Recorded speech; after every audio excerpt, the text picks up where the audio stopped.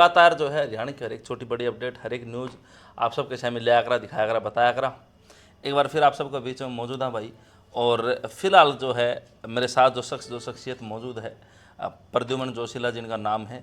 और कैस कहाँ की हरियाणा की जो राजनीति है उनके अंदर आप इनने जो है चाणक्य मांस को बहुत ज़बरदस्त पकड़ है। हर एक चीज़ डेट एंड फैक्ट जो है आज आप ही बातचीत करांगे पूरी राजनीति के ऊपर। तो प्रद्युमन जी पहले तो राम राम। राम राम सभी दर्शकों को नमस्कार, राम राम। तो लुहारू का के लगा अपना चून चढ़ गई थी, पट्टी लग गई थी आख्या कि भाई उड्डा सरकार आनी है, कांग्रेस की सरकार आनी है। और मतलब नो माना जाए कि नवासी हल्के एक तरफ और लुहारू हल्का एक तरफ, मतलब 5 साल पलड़ा भारी लुहारू का रहा है। सबसे ज़्यादा बिम्मा लुहारू मिला, सबसे ज़्यादा पानी लुहारू में आया। और जो समस्या है परेशानियाँ, मतलब लुहारू के लोग नुके भाई हम ही कंगड़े हो गए थे, हमारे जो है ना फोटो लगी थी बैंका में, दिवालिया हो गए थे हम। और जो है ना आज वो धनाढ़ हो रहे, और उसके बावजूद चौधरी जो है ना बड़ा जयप्रकाश दलाल जी आ के कांड रहे। देखो, इसमें तो कोई शक नहीं है कि लोहारू के लोगों को लाखों रुपए मुआवजा मिला है। बिल्कुल सर, कोई दो राय नहीं है। लोहारू की उस रेतीली जमीन के आखिरी छोर तक जयप्रकाश दलाल ने पानी पहुंचाया है। जेपी दलाल की एक छोटी कमी और भी मैं जो समझ रहा हूँ कि वो खुद भी ओवर कॉन्फिडेंस थे।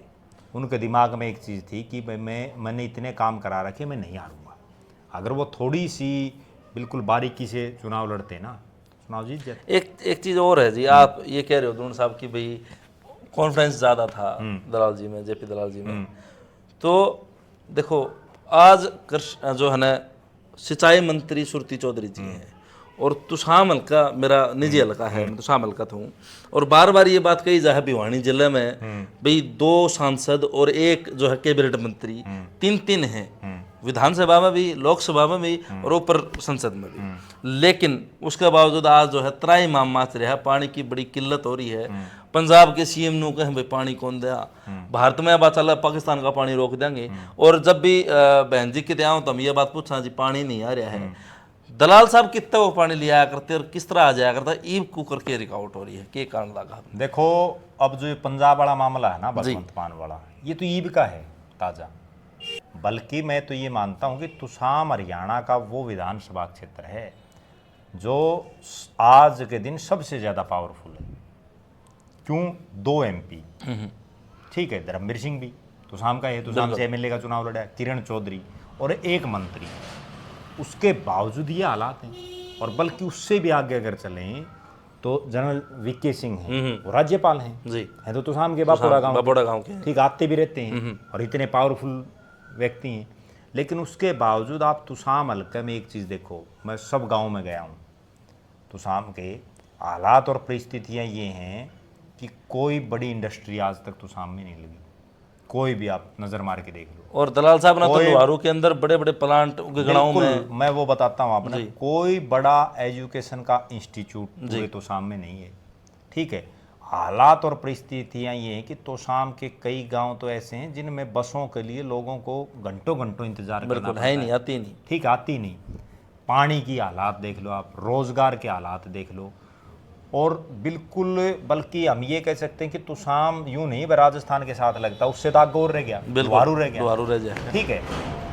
परले पास बारडा और उससे आगे फिर महेंद्रगढ़ आ गया, ठीक है। उसके बावजूद ये हालात हैं। कहीं ना कहीं इसके पीछे मैं जो समझ रहा हूँ वो कारण क्या है, जेपी दलाल लगातार 2 चुनाव हार के तीसरा चुनाव जीते। उन्होंने देखा भाई लोगों को बहुत ज़्यादा ज़रूरत है इन चीज़ों की। जबकि किरण चौधरी और जो श्रुति चौधरी हैं वो इस ढंग की राजनीति करती हैं।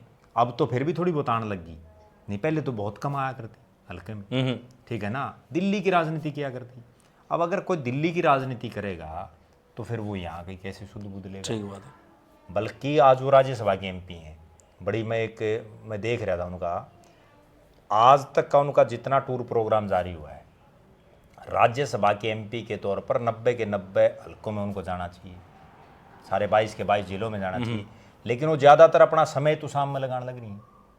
और श्रुति चौधरी तो बहुत कमा रही है तुसाम में, ठीक है। तो फिर ऐसे मंत्री पद का फ़ायदा क्या? आप जब अपने इलाके के लोगों को कोई सुविधा ही नहीं दे पा रहे तो फिर क्या फ़ायदा है? अब जेपी दलाल ने अब गिगनाऊ की आपने बात की, उस गिगनाऊ को इंटरनेशनल लेवल पर उन्होंने जो है स्थापित कर दिया एक तरह से, ठीक है। तुसाम में क्यों नहीं ऐसी चीज़ें कर जा रही? कहीं कोई शुरुआत भी नहीं हो रही। धर्मवीर सिंह भी अगर देखा जाए पिछले 3 योजनाओं से लगातार एमपी है, बिल्कुल और धर्मवीर सिंह वो नेता है जो सन 2000 से लेके लगातार पावर में है। बिल्कुल 2000 में एमएलए तोशाम से बनया, 2005 में बारडा से एमएलए बनया, 2009 में सोना से एमएलए बनया, 2014, 19 और 24 लगातार एमपी है। MP उसके बावजूद बताओ क्या काम हुआ। और उसके पीछे मैं जो समझ रहा हूँ सबसे बड़ा कारण क्या है, सबसे बड़ा कारण ये है कि लोहारू में तो जेपी दलाल को ये लग रहा था भाई यहाँ कई नेता और हैं, जबकि तोशाम में तो पूरी राजनीति 2 नेताओं के इर्द गिर्द घूम रही है, धर्मवीर सिंह और किरण चौधरी। पिछली बार शशि परमार ने टक्कर देने की कोशिश करी, इस बार उसकी टिकट कट गई। इस बार अनिरुद्ध चौधरी आया मैदान में। अब अनिरुद्ध चौधरी अगले 4.5 साल कितना मैदान में डटिया रहता है, बात तो ये है ना, उसके बाद ही तो सिस्टम बनेगा। बिल्कुल वो इनको जब कोई टक्कर देने वाला ही नहीं है तो फिर इलाज भी नहीं है। अब भाई एकाधिकार की तरह हो रही वो चीज़। हाँ, एकाधिकार हो रहा है और इनको ये लग रहा है कि हमारे अलावा यहाँ कोई और पनप नहीं सकता। तो शाम हल्के में 109 के आसपास गांव हैं, ठीक है, उसमें भी हालात ये है कि आप नज़र मार के देखो बड़े बड़े गांव हैं तो शाम में। अब खान कितना बड़ा गांव है, फिर तोशाम है, बापुड़ा है, आपका दिनोद है, दिनोद है, कैरू है, जूई है, संडवा है, इसरवाड़ है, बड़े बड़े गांव हैं, लेकिन कहीं कोई नेता नहीं उभर पा रहा। लोग 2-4 साल तो घूमे हैं, उसके बाद फिर ठंडे हो जाते हैं। और यही एक कारण है कि विकल्प नहीं है लोगों के पास। जब विकल्प ही नहीं है तो फिर करेंगे, वरना तो लोग विकल्प क्यों चाहते हैं। आपको ये बहुत एक गजब बात बताता हूँ। डाव डाणी का विद्याधर जो ओम प्रकाश चौटाला का ओएसडी था, उसकी धर्मपत्नी कमला देवी ने चुनाव लड़ा। उससे पहले तो वो कहीं नहीं गई थी, ठीक है, और उसने पूरी टक्कर दी। लोग तो चाहते हैं भाई इनको हरा जाए, लेकिन नेता खुद ही नहीं वो करते। उसके बाद वो कमला रानी कहाँ एक्टिव रही, 14 में जबकि लहर आई थी उस टाइम पर नहीं रही ना जी। उसी तरह से आपको और उदाहरण दे देता हूँ। अब शशि परमार है, हल्के से कोई लेना देना नहीं, तो शाम में वो एक दिन नहीं आया, चांग गाँव उसका, तो वो ना तो शाम से टिकट मांग रहा था, वो तो दादरी से मांग रहा था या भिवानी शहर से मांग रहा था। और जब उसको टिकट दी तो कितने बम्पर वोटिंग दी लोगों ने, 56,000 वोट आए थे। ठीक है, खूब दिए। लेकिन उसके बाद अगले चुनाव में उसकी टिकट कट गई, निर्दलीय लड़या, उससे कोई आनी जानी नहीं। तो कहीं ना कहीं यहाँ मेरा ये निजी रूप से मानना, और मेरी बहुत से नेता जो तुसाम से तैयारी कर रहे हैं उनसे बात भी होती रहती है, यहाँ वो आदमी कामयाब है जो 10 साल का विजन लेकर के चले। एक पहला चुनाव हारेगा, अगला फिर जीत सकता है। 10 साल किसी की आसंग नहीं है, क्योंकि बड़े बड़े जितने नेता हुए हैं जो टिकट मांगे थे वो 10 साल में सारे ठंडे हो जाते हैं। तो होश का है, मतलब आपकी बात माना तो मतलब अनिरुद्ध चौधरी जी 62-63,000 वोट लेकर गए हैं। अगर अनिरुद्ध 5 साल चौधरी मेहनत करा। 4.5 साल लोगों के बीच में रहे, दिल्ली के, चंडीगढ़ के अपने राजनीतिक गलियारे छोड़ के लोगों के बीच में रहे, तो 2 मिनट में पलट जाता है मामला।